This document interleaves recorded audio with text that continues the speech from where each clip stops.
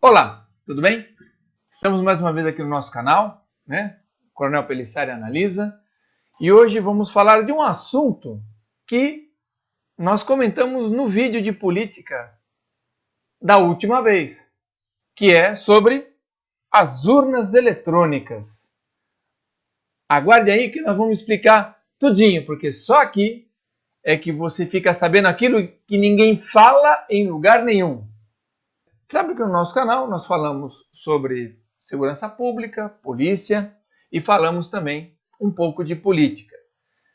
Como na última vez nós comentamos a respeito de que é possível, sim, nós mudarmos a lei, fazermos o impeachment de um ministro do Supremo Tribunal Federal, se nós votarmos corretamente para o Senado, para o próximo Senado, vamos mudar 2/3, eu comentei no vídeo sobre as urnas eletrônicas, né? E hoje vamos falar um pouco sobre elas. A pergunta que eu coloco aqui no nosso tema é: urnas eletrônicas, temos um golpe aí à vista? Bom, primeiramente, eu vou deixar bem claro o seguinte: é fato, isso é fato. Se vocês procurarem na internet, procurarem em qualquer site sério, vocês vão encontrar vários analistas, vários profissionais confirmando, inclusive através de testes. Tem um vídeo no YouTube de um trecho em que um advogado representando os peritos criminais federais, ele está numa sessão do Supremo Tribunal Federal, é um vídeo razoavelmente longo, tem 14 minutos, em que ele confirma que as urnas eletrônicas não são confiáveis, ou melhor, elas são fraudáveis. Você pode fraudar, seja diretamente alterando o código-fonte, se houver uma má intenção por parte de quem esteja manipulando a urna eletrônica, seja através da invasão do envio do resultado. E nós temos um outro problema, vou comentar mais para frente, é que o resultado da urna não pode ser auditado. Nós vamos procurar colocar aqui os links necessários para vocês fazerem uma pequena pesquisa posteriormente, né? Mas as nossas urnas, e isso é fato, elas são fraudáveis, tudo bem? São fraudáveis. Ora, mas será que é só mesmo este fato que vem fazendo com que o povo brasileiro, que venha crescendo cada vez mais no seio do povo brasileiro, batendo cada vez mais forte no coração do povo brasileiro, a suspeita de que pode haver uma fraude nas próximas eleições? Será que é só o fato delas serem fraudáveis, as urnas? Pois eu digo que não. Nós brasileiros, nós eleitores, nós, aqueles caras que aparecem lá no artigo 1º da Constituição Federal, dizendo que todo o poder emana do povo e em seu nome é exercido, tal. Nós, povo, nós temos o direito de suspeitar quando as coisas não são feitas de maneira clara. As coisas são feitas não à luz do sol, mas na penumbra. E é exatamente isso que nós vamos querer mostrar para vocês. E vocês talvez não vão ter visto isso sendo comentado em lugar nenhum, né? Nos grandes veículos de comunicação e tal. Por quê? Existem alguns pulos do gato, tá bom? Então é o movimento em especial, né, nos últimos tempos, do Tribunal Superior Eleitoral e, né, da Procuradoria-Geral da República, que faz a gente ficar preocupado. E eu vou mostrar por quê. Primeiro, gente, nós temos que falar aqui do Código Eleitoral. O Código Eleitoral, ele é originalmente uma lei de 1965, mas ele foi muito alterado, por esta lei aqui, a 9.504 de 97, sancionada pelo presidente Fernando Henrique Cardoso. E depois, o mesmo Fernando Henrique Cardoso pegou e promulgou a Lei 10.408 de 2002, alterando a 9.504. E logo depois, a então presidente Dilma Rousseff sanciona a Lei 13.165 de 2015. Mas o que importa realmente em relação a esta lei? O artigo 59. O artigo 59. Já em 1997, quando a alteração trouxe o voto eletrônico, isso é importante no Código Eleitoral. Em 97, a lei de 97 traz o voto eletrônico. E já em 1997, ele previa o quê? A impressão do voto para posterior checagem, para verificar, porque já se sabia que todo o sistema eletrônico, senhores, todo o sistema eletrônico, ele é manipulável, ele é fraudável.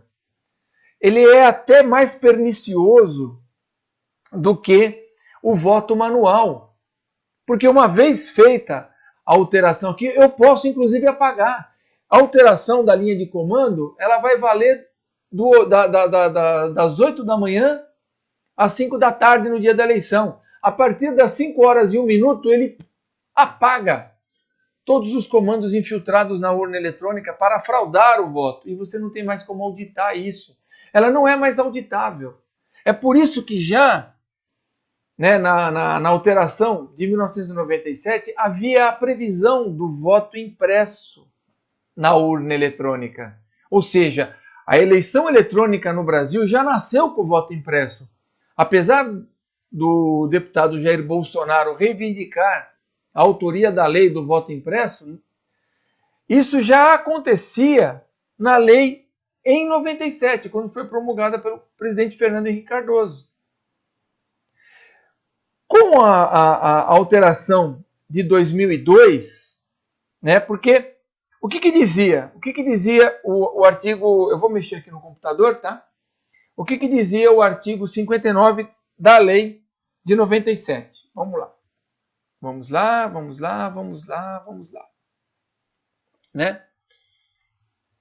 Dizia o seguinte,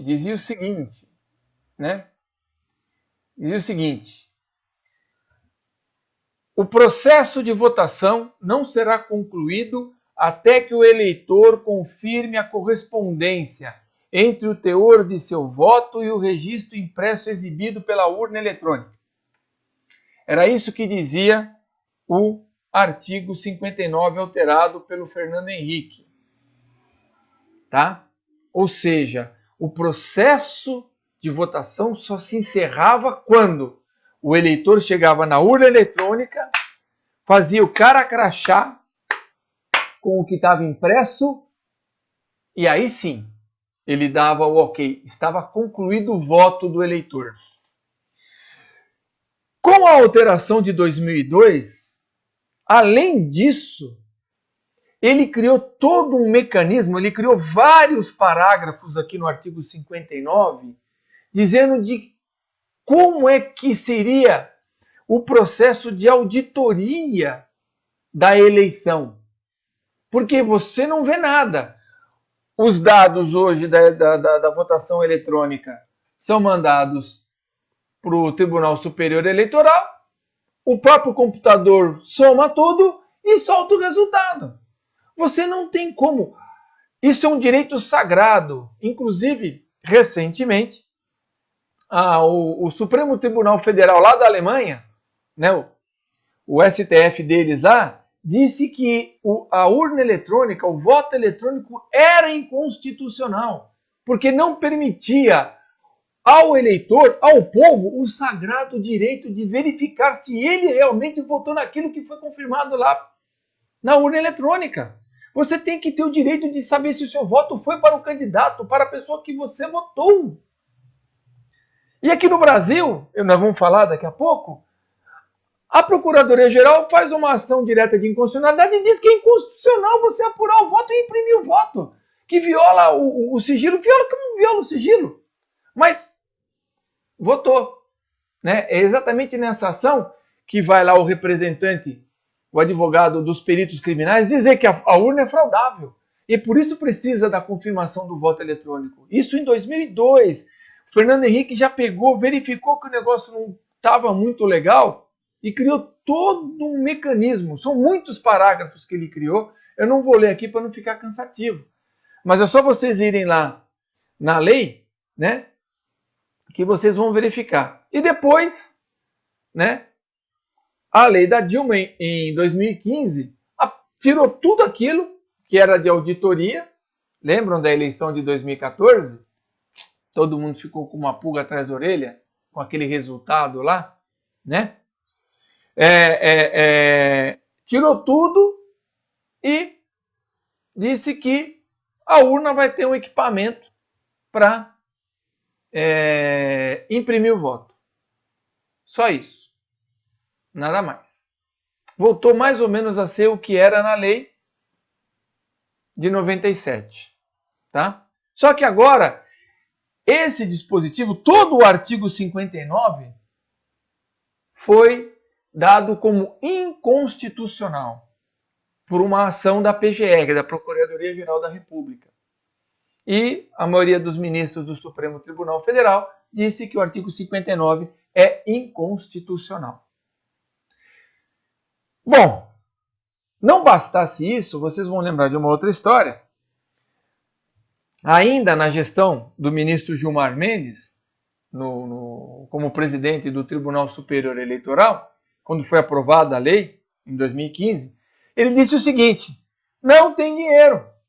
Não tem dinheiro. Bom, esse argumento do Tribunal Superior Eleitoral, ele é um argumento, com todo respeito, esse argumento ele é mentiroso. Ele é mentiroso por duas razões. Duas razões.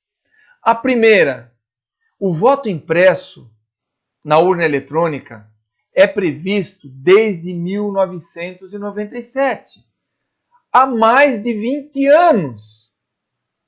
E lá já se dizia que haveria o quê? A previsão orçamentária para fazer com que a urna imprimisse o voto. Tá bom, isso não aconteceu em 97. Em 2002, na mesma lei do Fernando Henrique Cardoso, Fernando Henrique Cardoso ainda presidente, né? Ou já era o Lula? Não, acho que o Fernando Henrique era presidente. Em 2002, o Fernando Henrique era presidente. Né? Novamente, 2002, há 16 anos, verba para incluir o equipamento para imprimir o voto na urna eletrônica. Foi previsto orçamento para isso. E depois, em 2015, o Gilmar Mendes, como presidente do Tribunal Superior Eleitoral, disse: não tem verba para fazer isso daí. E agora não vai fazer mesmo, porque teve uma ação direta de inconstitucionalidade.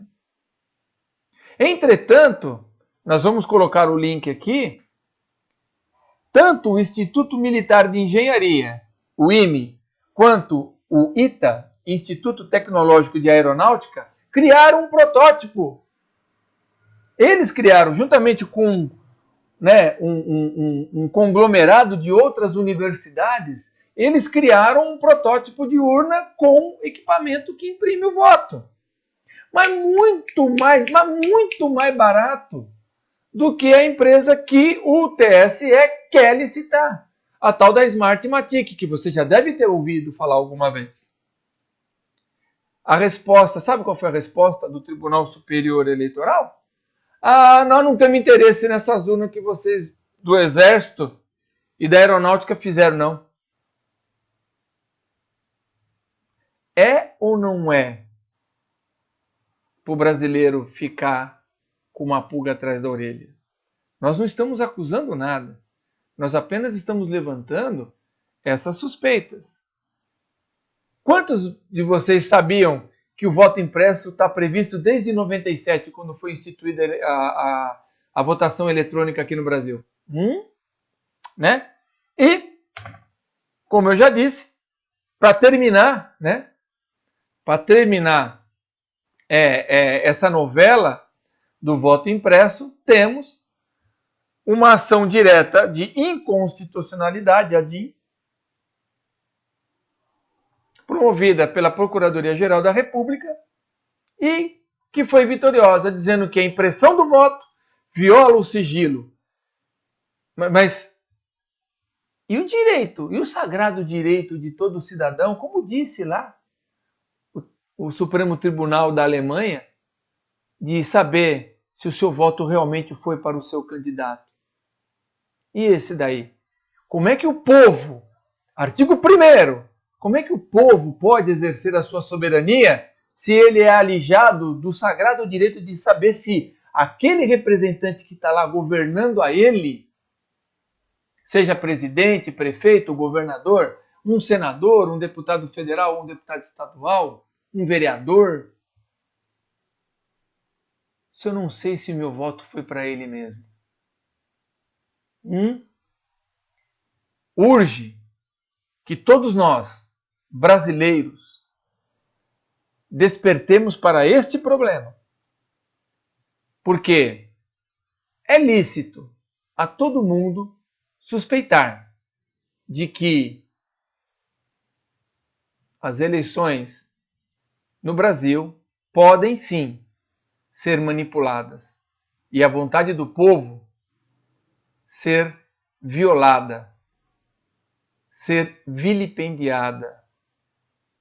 E nós, no dia da eleição, nos transformarmos apenas em marionetes para que o establishment, tudo isso que está aí hoje, que você não gosta, que eu não gosto, que ninguém gosta, se perpetue no poder. Reflitamos, meus amigos aqui do canal. Vamos refletir. Eu acho que nós temos que fazer alguma coisa. Tá bom?